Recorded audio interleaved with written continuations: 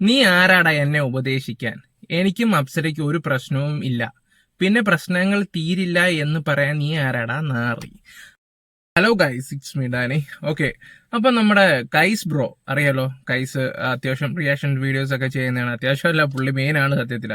ഒരു 3 ലക്ഷത്തോളം സബ്സ്ക്രൈബേഴ്സും കാര്യങ്ങളൊക്കെ ഉണ്ട്. അത്യാവശ്യം ഫേമസ് ആണ് സത്യത്തില. അപ്പം അറിയാലോ, ഈ ബിഗ് ബോസ് സമയത്താണ് ഞാൻ അതായത് അതിനകത്ത് ഒരു കണ്ടസ്റ്റൻസ്, അതായത് ഷോയുടെ പാതി വെച്ച് പറ്റില്ല എന്ന് പറഞ്ഞ് ഇറങ്ങിപ്പോയ ഒരു വ്യക്തിയുടെ വീഡിയോ, വൈഫിന്റെ ഇന്റർവ്യൂവും കാര്യങ്ങളൊക്കെ ഞാൻ എടുക്കുകയൊക്കെ ചെയ്തായിരുന്നു. ഓക്കെ, അവിടുന്നാണ് എന്താ പറയണ്ടേ, ആ മെയിൻ ആ ഒരു സംഭവം, വൈഫിന്റെ ആ ഒരു സംഭവം പുറത്തു വരാൻ തുടങ്ങിയതും ജനങ്ങളിലൊക്കെ എത്തുകയൊക്കെ ചെയ്യാൻ. അപ്പൊ ഈ കൈസ് ബ്രോ എടുത്ത് അതിനെ കുറിച്ച് ഷെയർ ഒക്കെ ചെയ്തിട്ടുള്ളതാണ്. ഷെയർ അല്ല, വീഡിയോസ് എടുത്ത് റിയാക്ട് ചെയ്തിട്ടൊക്കെ ഉള്ളതാണ്. അത്യാവശ്യം 4-5 ലക്ഷം വ്യൂ ഒക്കെ അതിനുണ്ടായിട്ടുണ്ടായിരുന്നു. ഓക്കെ, അപ്പം ഈ നെഗറ്റീവ് കമന്റ്സ് വരുന്ന വീഡിയോസ് ഒക്കെ പുള്ളി ഇടയ്ക്കിടയ്ക്ക് പണ്ട് തൊട്ടേ ഇങ്ങനെ ഡിലീറ്റ് ചെയ്ത് കളയുന്നതായിരുന്നു. ഓക്കെ, 2 മാസം മുമ്പായിരുന്നു നമ്മുടെ ലക്ഷ്മി നക്ഷത്രയുടെ ഒരു വിഷയം ഉണ്ടായില്ലേ, പെർഫ്യൂം ഇഷ്യൂ. ആ സമയത്താണെങ്കിലും കൈസ് ബ്രോ ഒരു വീഡിയോ ചെയ്തപ്പോഴത്തേക്ക് നെഗറ്റീവ് കമന്റ്സും കാര്യങ്ങളും വന്നപ്പോഴത്തേക്ക് ദേ കിടക്കുന്നു. എല്ലാ യൂട്യൂബേഴ്സും കൂടെ തിരിഞ്ഞ സമയത്ത് പുള്ളി ആ വീഡിയോസ് അങ്ങ് ഡിലീറ്റ് ചെയ്ത്. പുള്ളിയെ കുറിച്ച് ആരെന്ത് നെഗറ്റീവ് പറഞ്ഞാലും പുള്ളി അപ്പം തന്നെ അങ്ങ് ഡിലീറ്റ് ചെയ്ത് കളയും, അല്ലെങ്കിൽ പ്രൈവറ്റ് ആക്കി വെക്കും. അതാണ് പുള്ളിയുടെ രീതി. ഞാനിപ്പോ സംസാരിക്കാൻ വന്നത് നമ്മുടെ ഡി ജെ കുട്ടൻ എന്ന് പറഞ്ഞാൽ നിങ്ങൾക്ക് മനസ്സിലായി കാണും. ഷോയുടെ അവിടെ ഞാൻ അങ്ങനെ വിളിക്കുന്നത് പുള്ളിയെ. ഓക്കെ, അദ്ദേഹത്തിന്റെ എന്താ പറയണ്ട ഒരു വീഡിയോ ഈ ഇടയ്ക്ക് വീണ്ടും ഇട്ടായിരുന്നു, അപ്സര സംബന്ധമായിട്ടുള്ള കാര്യങ്ങൾ. അത് ഞാനും ഇട്ടിട്ടുണ്ടായിരുന്നു. ഞാൻ ആ കാര്യങ്ങൾ, ആ ഫ്രണ്ട്ഷിപ്പിനെ കുറിച്ചാണ് കുറച്ച് കാര്യങ്ങൾ. എനിക്ക് തോന്നുന്നു അവസാനത്തെ 1 മിനിറ്റിലാണ് ഞാൻ കുറച്ച് പഴയ കാര്യങ്ങൾ എടുത്തിട്ട് എങ്ങാണ്ട് ചെയ്തത്. അത്ര ഞാൻ കുറ്റമായിട്ടൊന്നും അല്ല സംസാരിച്ചത്. അതുപോലെ തന്നെ കൈസ് ബ്രോയും ആ വീഡിയോസ് ചെയ്തായിരുന്നു. പിന്നെ കമന്റ്സിന്റെ ഇതിനു മുമ്പ് പൂജ ഇഷ്യൂ അതും ചെയ്തിട്ടുണ്ടായിരുന്നു. ഇപ്പൊ എടുത്ത് നോക്കിയപ്പോൾ ഒറ്റ വീഡിയോസും ഇല്ല. നേരത്തെ ഡി ജെയുടെ വൈഫിന്റെ അടിച്ചു കൊടുത്ത ആദ്യം കൈസ് ബ്രോയുടെ ആയിരിക്കും വരുന്നത്, 4-5 ലക്ഷത്തിന്റെ വ്യൂവിന്റെ ആ വീഡിയോസ്. ഈ കഴിഞ്ഞ ആഴ്ച മുമ്പും ആ ഒരു സംഭവം ഉണ്ടായിരുന്നു. ഞാൻ കുറച്ച് കാര്യങ്ങൾ നോക്കി വെക്കാൻ വേണ്ടി കുറച്ച് കട്ട് ചെയ്യാനുണ്ടായിരുന്നു. ഇപ്പൊ ചുമ്മാ മാറ്റി വെച്ചേക്കാന്ന് കരുതി. ആ സമയത്ത് ഈ വീഡിയോ ഉണ്ടായിരുന്നു. ഇപ്പൊ അതില്ല, ഇതേ കിടക്കുന്നത്. അപ്പോഴാണ് സംഭവങ്ങൾ അറിയുന്നത്.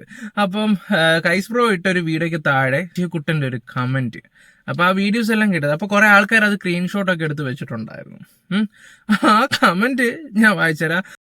എടാ പരനാറി, കണ്ണിൽ കരിയും വരച്ചിരുന്നു നിന്റെ പുല്ലാങ്കുഴൽ വായന കുറെയായി കണ്ട് മിണ്ടാതിരിക്കുന്നു ഞാൻ.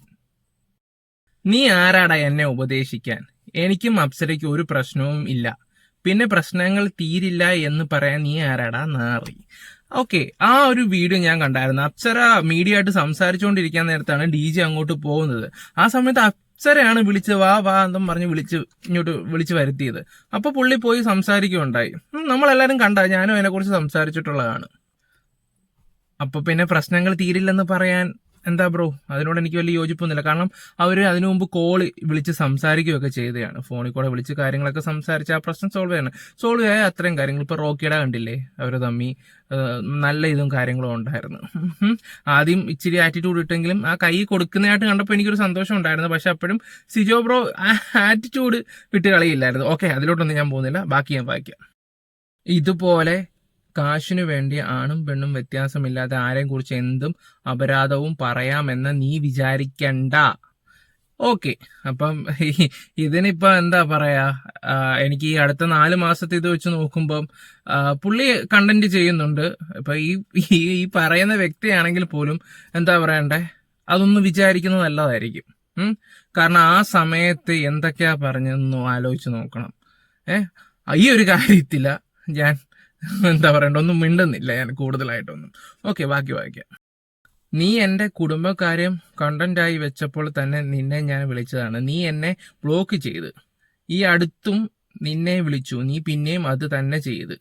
ഒന്നിൽ പിഴച്ചാൽ 3 വായിൽ തോന്നിയത് കോതയ്ക്ക് പാട്ട്. ഓക്കെ, അതാണ് നിന്റെ തൊഴില്. നിന്നെയൊക്കെ അന്വേഷിച്ച് വരില്ല എന്ന് നിന്റെ ധൈര്യമാണെങ്കിൽ ആ സുറുമ എഴുതിയ മിഴികൾ പൊക്കാൻ ഞാൻ നിന്റെ സ്കാൻ സെന്ററിലേക്ക് വരുന്നുണ്ട്. മോൻ ക്യാമറ ഓണാക്കി റെഡിയായി ഇരിക്ക് പുല്ലാങ്കുഴല്. ഓക്കെ, അങ്ങനെ കൈസ് ബ്രോ വീഡിയോസ് ഒക്കെ ഇട്ട് കഴിഞ്ഞ് ഈ പറയുന്ന, എനിക്കൊന്ന് ഡി ജെയുടെ ഫ്രണ്ടാണെന്ന് തോന്നുന്നു പോയെ. അവിടെ ചെന്നപ്പോഴത്തേക്ക് ഇങ്ങേര് അവിടെ നിന്ന് ചാടി എലിവാണം വിടുന്ന പോലെ ഓടിയെന്നാണ് പറയുന്നത്. അപ്പം ഞാൻ ആലോചിക്കും, നമ്മുടെയൊക്കെ റോൾ മോഡലാണല്ലോ ഈശ്വര ഇവരൊക്കെ ഈ വീഡിയോസും കാര്യങ്ങളൊക്കെ ചെയ്യുമ്പോൾ നമുക്കും ഇങ്ങോട്ട് ഇല്ല ജഗതിക്കില്ലേ മോട്ടിവേഷനൊക്കെ കിട്ടിയില്ല, ചായക്കടയിലോട്ടൊക്കെ ചാടി അങ്ങോട്ട് ഉണ്ണിക്കത്തില്ലേ. പിന്നെ പറയും പിന്നെ പ്രതികാരം ചെയ്യാം എന്നുള്ള രീതി. ഓക്കെ, അത് ജഗതി, അത് വിട്. ഈ പുള്ളിയുടെയൊക്കെ വീഡിയോസ് കാണുമ്പോൾ നമുക്ക് അതുപോലെ നമുക്ക് ഭയങ്കര മോട്ടിവേറ്റ് ആവും, സംഭവം കൊള്ളാലോ. കാരണം ചിലവർ 20 മിനിറ്റ് പറയുന്നതൊക്കെ പുള്ളി 8 മിനിറ്റിൽ ഒതുക്കുമായിരുന്നു. ആ പുള്ളിക്കാരൻ്റെ അവസ്ഥയെ ഞാൻ ആലോചിക്കുക സത്യം പറഞ്ഞാൽ എന്താണെന്ന്. അപ്പം ഞാനപ്പോൾ ആലോചിച്ച ആരാന്നറിയാം, നമ്മുടെ ജുനൂസ് എന്ന് പറഞ്ഞ പുള്ളിയാണ്.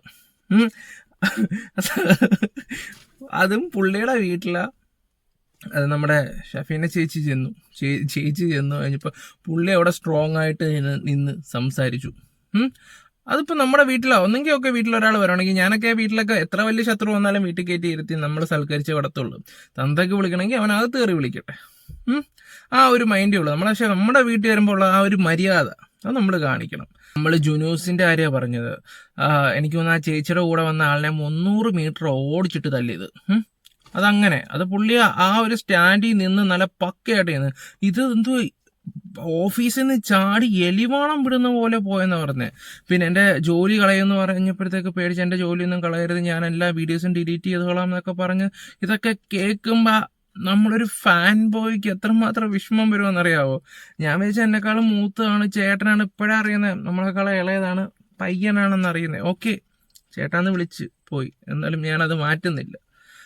ചേട്ടൻ നമുക്ക് അത്രമാത്രം ഒരു ദണ്ണം സത്യം പറഞ്ഞ ബ്രോ ഫീൽ ചെയ്യുന്നുണ്ട്.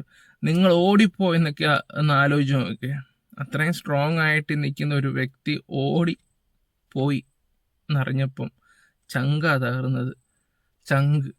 ഒരു ദിവസം കണ്ടന്റ് ഇല്ലെങ്കിൽ ചിലപ്പോൾ നിങ്ങളുടെ കണ്ടന്റ് എടുത്ത് വരെ ഞങ്ങൾ ചെയ്തിട്ടുണ്ടായിരുന്നു. അത്രയ്ക്ക് എന്താ പറയാം നമ്മൾ ഓപ്പണായിട്ട് പറയാം, നമ്മുടെ കൈസ് ബ്രോയിൻ്റെ ആണ് ഇതിപ്പോൾ. കൈസ് ബ്രോ ഇങ്ങനെ ആയിപ്പോയല്ലോ ഈശ്വര. ഞാൻ പോവാണ്. Love you all.